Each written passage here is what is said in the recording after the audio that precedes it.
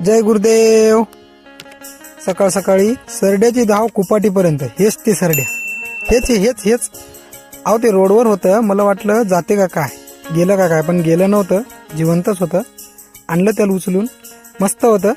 सगळे हसू लागले. प्राणी म्हणल्यावर तुम्हाला माहित नाही का, आपलं प्राण्यासोबतले जमते. चल आंघोळ घेऊन करून आलो. आराध्य दैवत मनकेश्वर संस्थान, तिथे सगळीच गँग होती. घ्या म्हणलं एक रील जराशी बारीकशी. आणि महादेवामा दर्शन घेत होते, मलकू मामा पाहत होते.